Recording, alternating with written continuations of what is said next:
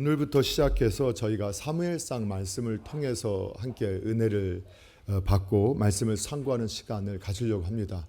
그래서 오늘은 그 첫째 시간으로서 1절에서 3절 말씀을 중심해서 사무엘상을 들어가며라는 제목으로 사무엘상의 그 서론에 해당하는 말씀들을 몇 가지 좀 살펴보고 나누는 시간을 가지려고 합니다.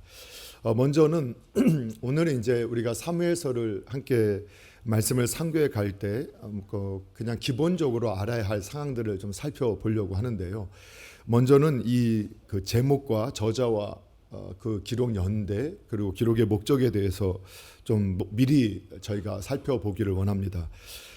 우리는 이미 그 번역된 성경을 가지고 있습니다.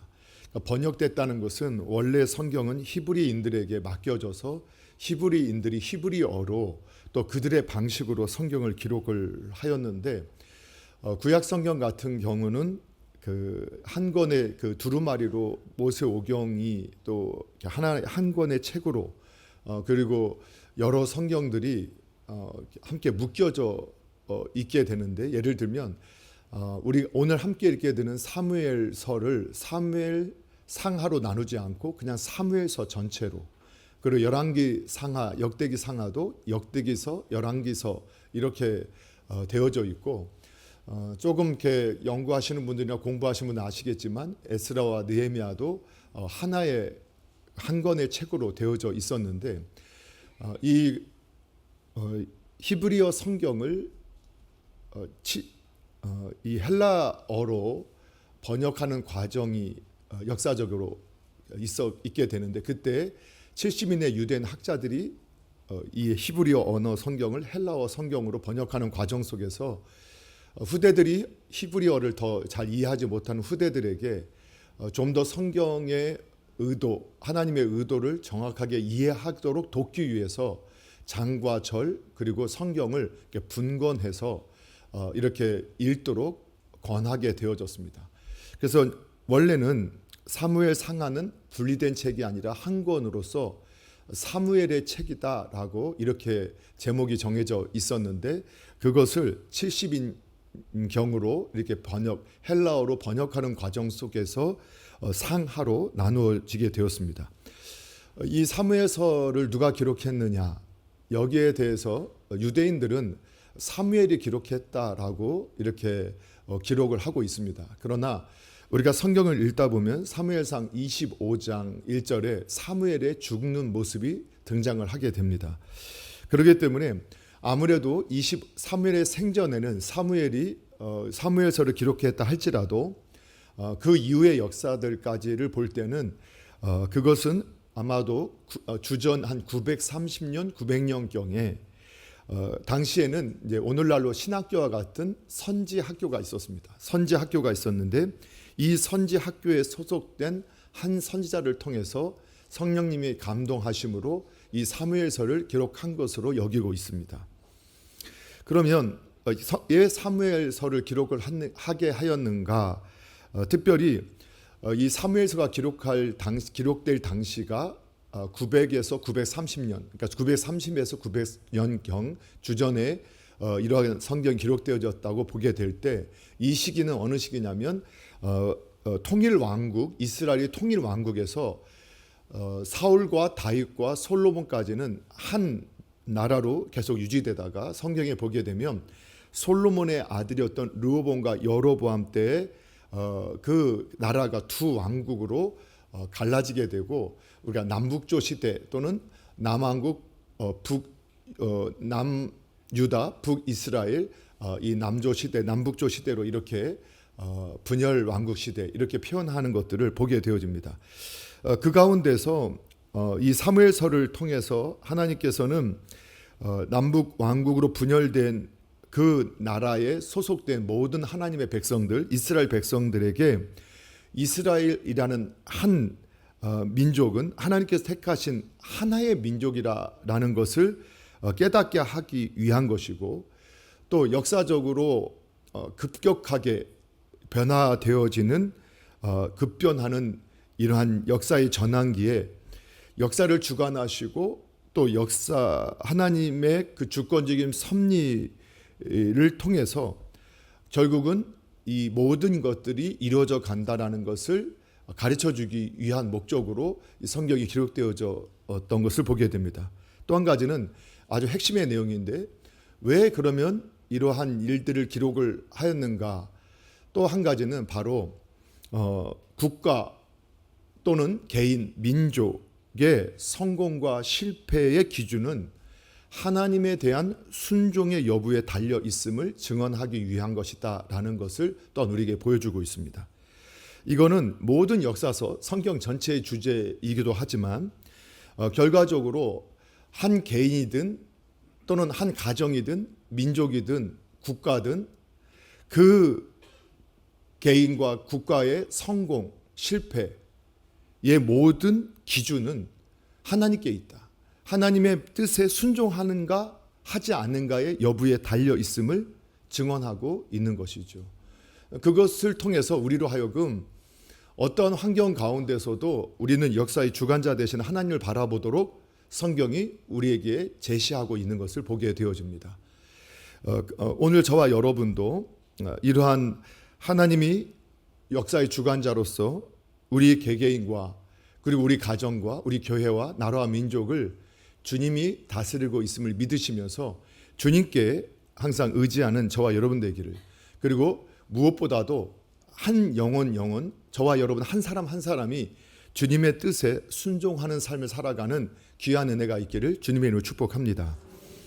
또 한 가지 살펴볼 것은 이 사무엘상의 역사적인 배경과 주요 인물들을 좀 살펴보게 될 건데요. 앞으로 성경을 사무엘상을 함께 읽어보실 때 아마 이런 배경과 그리고 그 인물 중심으로 보시게 되면 정확하게 성경을 더 깊이 이해하는 데 도움이 될 것 같습니다.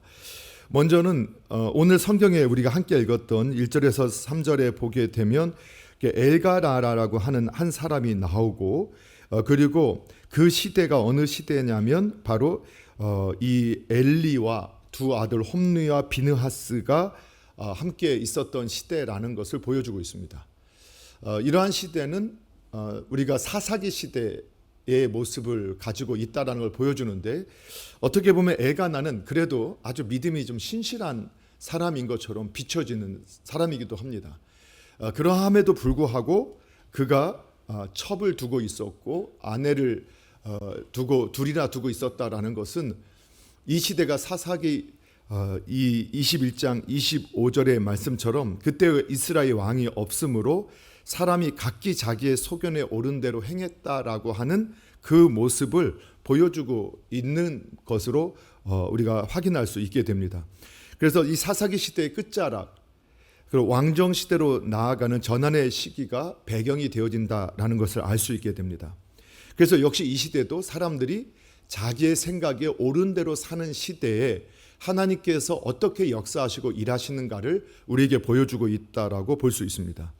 특별히 이스라엘 백성들은 이러한 시대 가운데서 하나님의 다스림을 받는 신정 국가 체제를 거부합니다.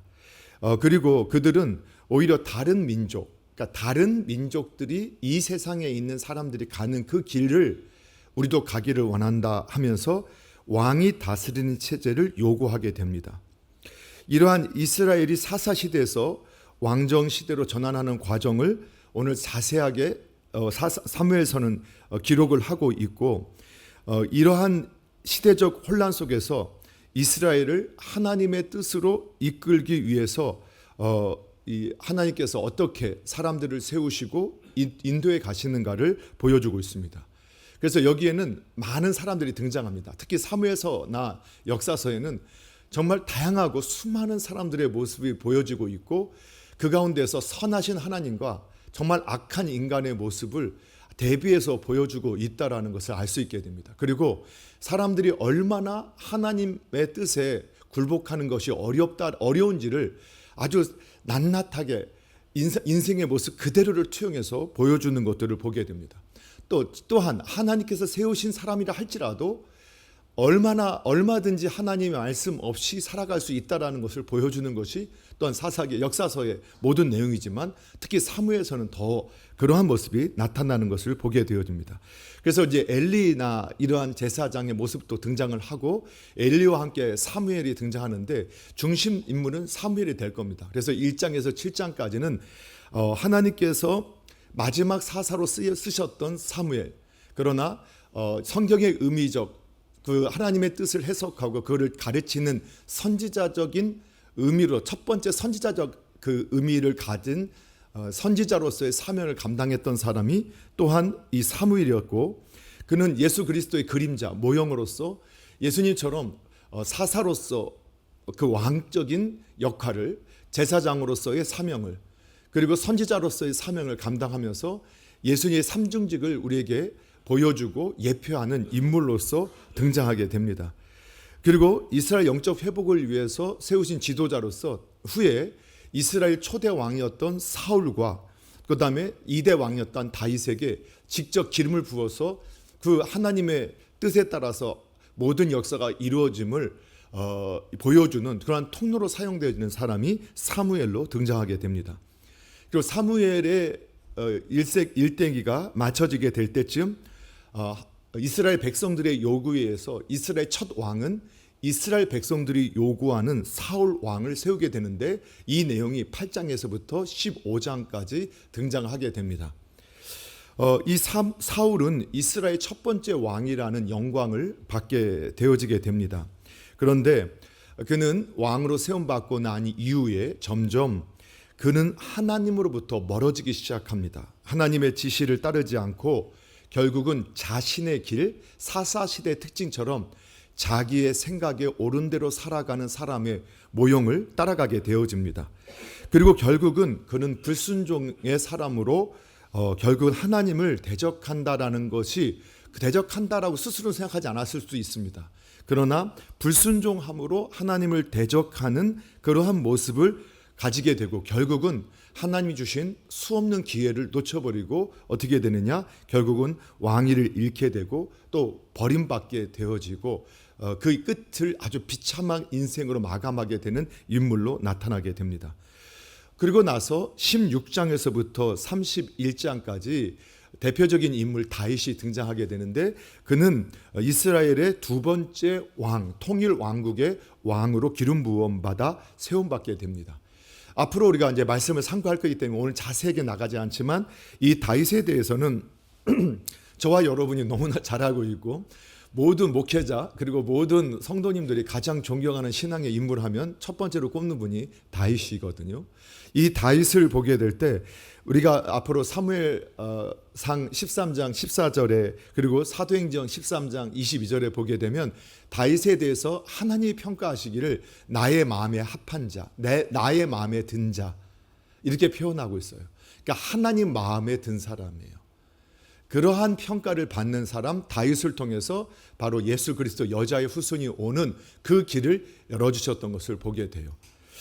그래서 오늘 우리 이제 사무엘상의 사사기 시대의 마지막 그리고 왕정 시대로 전환하는 그 과정, 역사의 전환기 가운데 하나님께서 사람들을 세우셔서 어떻게 하나님의 뜻을 이루어 가시는가를 보여주는데 그 가운데 대표적인 사무엘과 그리고 사울과 다윗을 통해서 우리는 어떠한 길을 가야 하는가를 또 하나님 앞에서 질문을 받게 되어집니다. 저와 여러분이 항상 주님 앞에 겸손하게 서 있으셔서 우리가 사무엘과 다윗의 길을 쫓아갈 수 있는 저와 여러분 되기를 주님의 이름으로 축복합니다. 예, 마지막 한 가지 더 살펴볼 것은 그래서 이제 우리가 사무엘서 이미 앞서 다 말씀드렸지만 이제 앞으로 사무엘서를 통해서 우리가 무엇을 주목해야 하는가 이것을 계속 살펴볼 때 첫 번째는 바로 역사의 주관자가 계시다. 바로 하나님 우리 주 예수 그리스도께서는 역사의 주관자가 되어주신다라는 것을 분명히 하고 있습니다. 그리고 그 하나님이 절대 주권을 가지고 우리 개인의 역사, 개인의 삶이든 가정이든 나라와 민족이든 열방이든 하나님의 선하신 뜻대로 그들을 인도해 가신다라는 것을 오늘 역사서 특별히 사무엘서를 통해서 우리에게 보여주게 됩니다. 이때 하나님께서는 이스라엘 왕을 요구할 때조차도 그들의 모든 상황들을 주관하시고 그리고 결국은 하나님의 뜻이 이루어지도록 하나님의 백성들을 이끌어 가신, 그리고 악한 이스라엘 백성, 타락한 이스라엘 백성들의 요구를 들어주시지만 그럼에도 불구하고 결국은 하나님의 뜻들을 바르게 가르치고 그러한 뜻들을 인도해 가시는 분이 하나님이시라는 것을 우리에게 말씀해 주고 있어요. 이것은 우리가 아주 굉장히 중요한 신앙의 기준인데요. 저와 여러분이 확고하게 가져야 할 믿음은 바로 우리의 역사, 개인의 역사이든 저와 여러분 개인의 역사이든 그리고 우리 나라의 역사이든 열방의 역사이든 역사의 주관자는 하나님이시고 그분이 인도하신다는 확고한 믿음을 갖고 계셔야 합니다. 그래서 우리가 하나님이 어떤 분인가를 알아야 한다라고 이번 부흥성에서도 말씀을 정리해 가면서 특별히 하나님은 전능하신 창조도 하나님이실 뿐만 아니라 저와 여러분을 사랑하시고 또 저와 여러분을 귀하게 여기시고 또 우리에게 좋은 것을 주기를 원하시는 분이시라는 것을 우리가 믿어야 한다겠습니다. 그때만이 우리가 하나님을 앞서가지 않고 하나님의 자리에 앉지 아니하고 하나님께서 뜻하시는 대로 순종함으로 하나님의 뜻을 이뤄갈 수 있게 되어지게 됩니다. 그것을 바로 오늘 이 역사의 주관자이신 하나님 앞에서 믿음의 사람들, 그리고 같은 교회당에 있는 사람처럼 보여졌지만 엘리나 사무엘이나 그리고 또 우리 사울이나 다윗을 통해서 계속 대조 비교하면서 어떤 태도를 취하는 것이 어떤 태도를 취할 것인가를 계속 질문하고 있는 것을 보게 됩니다. 물론 오늘 본문의 말씀은 그 시대 이스라엘 백성에게 말씀하고 있는 겁니다. 그러나 이 말씀은 오늘 저와 여러분에게 주시는 말씀인지를 믿으시기 바랍니다. 그래서 여러분 우리 개인을 그리고 우리 가정을 우리 남서울 중앙교회를 우리 나라를 우리 민족을 열방을 주관하시고 다스리시고 또 인도하시는 분은 하나님이심을 믿으시기 바랍니다. 그리고 그 주님의 뜻을 우리가 앞서가지 않도록 주님을 계속 바라보시고 겸손히 주님 앞에 무릎 꿇을 수 있는 저와 여러분 되기를 주님의 이름으로 축복합니다. 두 번째는 바로 이 사무엘서를 통해서 우리의 삶의 참된 왕이 누구인가 하는 겁니다. 여기서 이 선지 사무엘서를 통해서 하나님은 왕을 세워가시는 백성들의 요구를 따서 왕을 세워갑니다. 그런데 과연 누가 참된 왕이냐라는 것을 우리에게 보여주고 있어요. 그러면 오늘 우리 혹시 이제 이 말씀을 들을 순간에 혹시 다윗이 생각나고 또는 사무엘이 생각나고 이렇게 생각이 나면 그 성경을 우리가 깊이 보지 못하는 겁니다.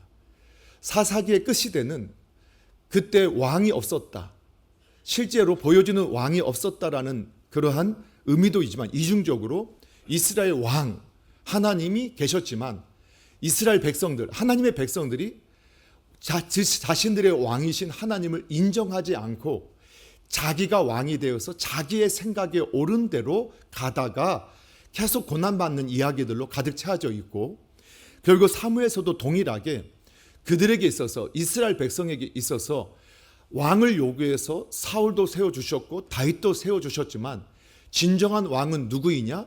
바로 하나님이 진정한 왕이라는 사실을 우리에게 말씀해 주고 있는 겁니다. 그리고 결국은 이 땅의 왕도 누구와의 관계 속에서 그 삶의 성공과 실패가 결정되어지느냐? 하나님과의 관계 속에서 하나님 앞에의 태도 속에서 모든 것이 결정되어진다는 것을 우리에게 보여준다는 거예요. 그래서 오늘 성경에 보게 되면 결국은 사울과 다윗을 계속해서 비교하게 되어지는데 하나님께서는 이 왕을 세우셨을 때 사울을 왕으로 세우셨고 다윗을 왕으로 세워주셨습니다. 그런데 그러면 오늘날 그때 사울과 다윗은 오늘날 누구를 의미하는 걸까? 자, 우리가 성경을 해석할 때 그때 거기에 있었던 역사, 사건을 오늘 여기에 어떻게 적용할 것인가? 그러면 오늘 이 사울과 다윗은 누구를 상징하는 것일까요? 오늘날 누구를 말하는 걸까요? 물어보면 꼭 함정이 있는 것 같죠. 누구를 말하는 걸까요? 목사님이요? 선교사님? 교회 중직자들이요? 아니죠. 좁은 의미로 개개인이 그렇게 자기에게 적용할 수 있어야 되지만 성경은 우리가 이번 부흥성회를 통해서도 뭐라고 우리가 정의를 했었습니까? 하나님은 저와 여러분 한 사람 한 사람을 하나님의 형상을 따라 창조하시면서 하나님보다 조금 못한 존재로 영광과 존귀의 관을 씌운 영광과 존귀의 지위를 가진 사람으로 만들었다라고 말씀하고 있어요. 만물 가운데서 저와 여러분이 그래서 왕 같은 제사장, 거룩한 나라로 부름받은 사람이라는 사실들을 저와 여러분이 확신할 수 있어야 돼요.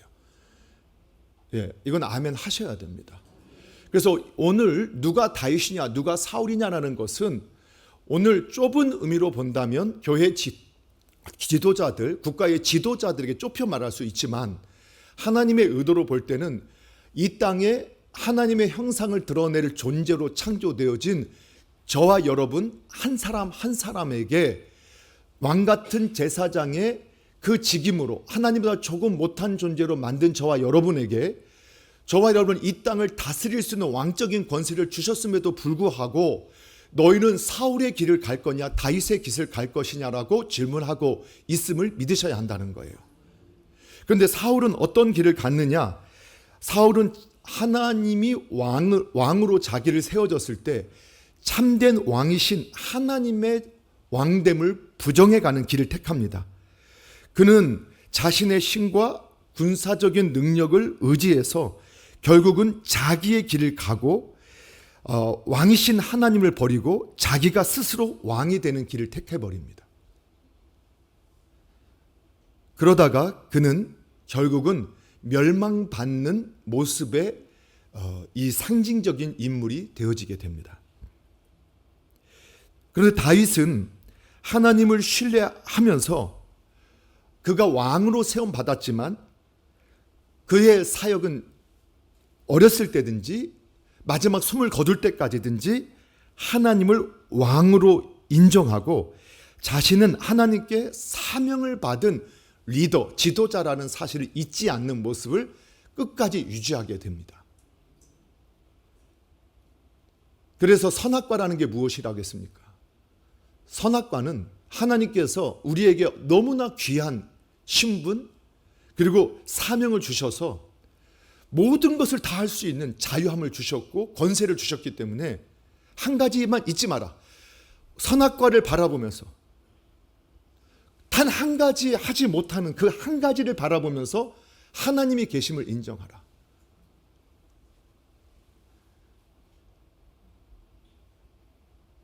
그것만 잊지 않으면 에덴은 내가 너에게 준 모든 자유함과 권세를 가지고 내 뜻 안에서 마음껏 다스리고 정복하고 하나님 형상을 드러내라고 말씀하신 거예요. 예. 우리가 하나님 우리에게 얼마나 큰 것들을 주셨는지를 몰라요. 예를 들면 막 신앙생활 하면서 어떤 분들이 그런 질문을 할 때가 있어요. 오늘 아침에는 오늘 택시를 타는 게 맞나, 버스를 타는 게 맞나, 전철을 타는 게 맞나, 하나님께 기도하고 결정을 해야 돼. 이런 말을 하면 굉장히 믿음이 좋은 것처럼 맞습니다. 그게 물을 수 있으면 좋지요. 그런데 하나님께서 저와 여러분에게 버스를 타고 가든 전철을 타고 가든 택시를 타고 가든 여러분이 자유롭게 선택할 자유를 주셨어요. 독서실에서 공부하든 카페에서 공부하든 공부하고 싶은데 어디서 가야 해서 해야 될까? 예, 특별히 기도하고 하는 거 좋겠죠. 어느 때는 특별히 하나님께 감동을 줄 수 있어요. 오늘 감동을 안 주시네? 카페도 아니고 도서관도 아닌가? 예, 어디나 여러분 저와 여러분에게 맡기신 자유한 가운데서 여러분 선택할 수 있어요. 모든 것을 우리가 묻고 하라는 것은 하나님을 인정하고 하나님 안에 있으라는 것이지 그걸 물으라는 게 아니에요.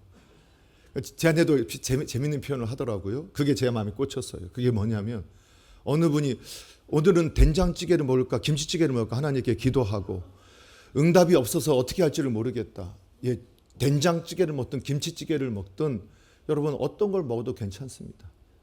여러분의 선택입니다.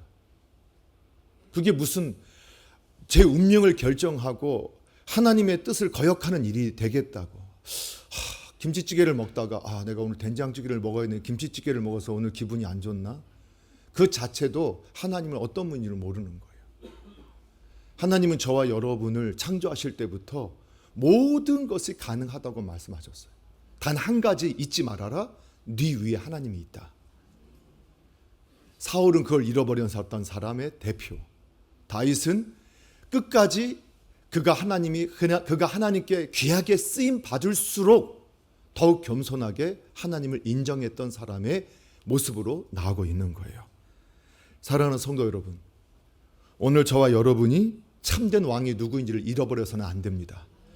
하나님이 저와 여러분을 왕 같은 제사장으로 저와 여러분을 불러주셨고 하나님의 그 영광스러운 빛을 드러내도록 저와 여러분을 회복시켜 주셨다 할지라도 저와 여러분의 모든 방향, 모든 길에는 하나님이 계심을 잊지 마시고 그분을 인정하시고 그분의 뜻에 순종하는 저와 여러분 되기를 주님의 이름으로 축복합니다. 마지막으로 이건 모든 성경에 다 동일하게 적용되지만 특별히 이 사무엘서를 통해서 순종의 중요성을 다시 한번 우리에게 보여주고 있습니다. 그래서 우리가 사무엘상 다 펼치고 계시죠? 13장 14절로 한번 가보도록 하겠습니다. 하나님께서 다윗을 선택하셨던 이유를 설명하기도 하면서 하나님이 원하시는 게 무엇인가를 보여주는데 13장 14절 다 펴셔야 됩니다. 표시를 해둬도 괜찮습니다. 함께 읽어보겠습니다. 시작.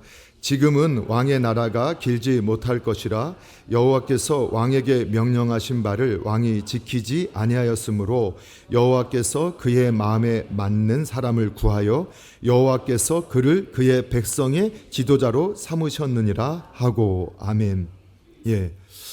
오늘 이 성경 이 9절 13장 14절에 보게 되면 여호와께서 모든 것을 주관하신다라는 절대 주권이 하나님께 있다라는 것을 또한 보여주는 말씀이기도 합니다. 그리고 하나님께서는 진정한 이스라엘 왕이 되시는 것도 보여주고 있죠. 그리고 하나님께서는 그의 마음에 맞는 사람을 찾고 계신다라는 것을 원하고 계세요. 그걸 보여주고 있어요.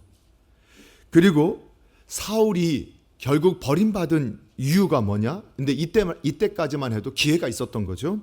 여호와께서 왕에게 명령하신 바를 왕이 지키지 아니하였기 때문이다.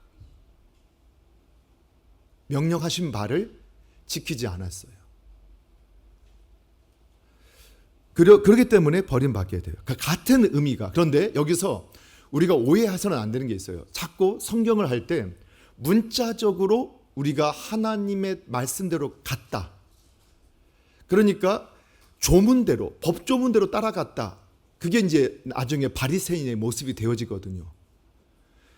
오히려 하나님이 원하시는 것은 그 조문을 주신 이유, 법을 주신 이유가 뭐예요? 사랑하고 섬기라고 주셨던 거예요. 그런데 인간이 타락하면 법을 어떻게 사용하느냐? 누군가 자신의 필요에 의해서 누군가를 공격할 때는 법의 잣대를 들이대요. 그런데 자신에게 적용할 때는 어떻게 하느냐? 법의 의도를 가지고 적용해요. 그거의 의도는 그런 거야. 그러니까 꼭 그 조항대로 가지 않아도 돼. 그게 이제 이 바리새인들의 특징적인 모습이었죠. 그래서 참된 순종이 무엇인가를 하나님께서 다시 한번 15장 22절에서 이렇게 보여줘요. 15장 22절에서 보여줘요. 같이 한번 읽어볼게요. 22절.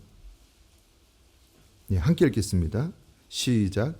사무엘이 이르되 여호와께서 번제와 다른 제사를 그의 목소리를 청종하는 것을 좋아하신 같이 좋아하시겠나이까. 순종이 제사보다 낫고 듣는 것이 수장의 기름보다 나으니. 아멘. 여러분, 제사법을 어기면 도로에 맞아 죽어야 됐어요. 그런데 제사보다 더 중요한 게 무엇인가? 그 제사를 통해서 하나님께서 하시고자 했던 하나님의 뜻이 있어요. 하나님의 의도가 있어요.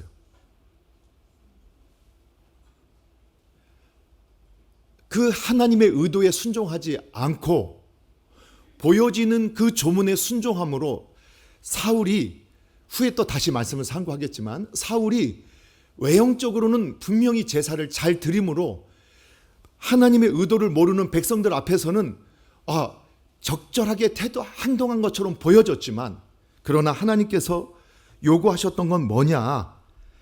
제사를, 그의 목소리를 청종하는 것을 좋아하신 같이 좋아하시겠습니까? 그래서 사울은 하나님의 뜻을 순종한다라는 말로 하나님을 대적하고 있음을 못 깨닫고 있는 거예요. 이게 비극이에요. 안타깝잖아요.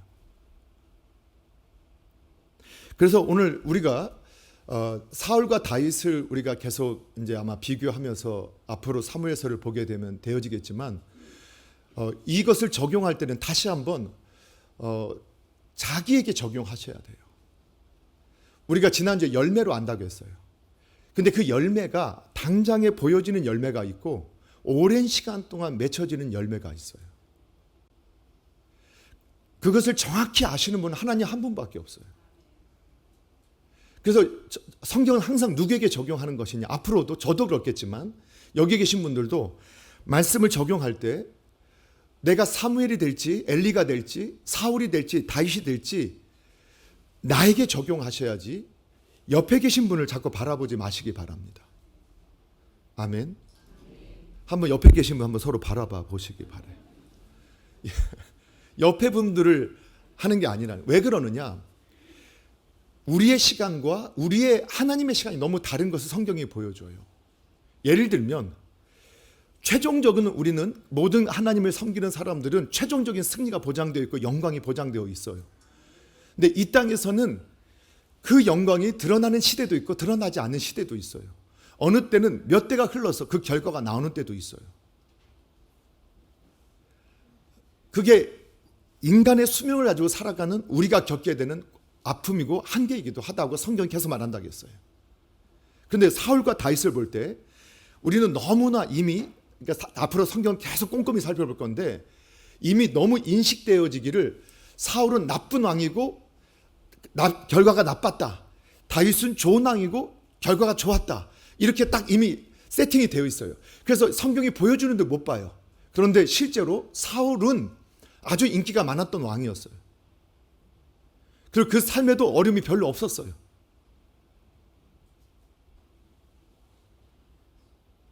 굉장히 성공한 왕이었어요. 말씀을 순종하지 않는 때도 그는 잘 되고 있었어요. 성경이 말하는 선하다는 것도 윤리 도덕적인 게 아니라는 걸 보여줘요. 그래서 저와 여러분이 윤리와 도덕을 가지고 평가하지 않는 하나님의 시각을 볼 때 깜짝 놀라게 돼요.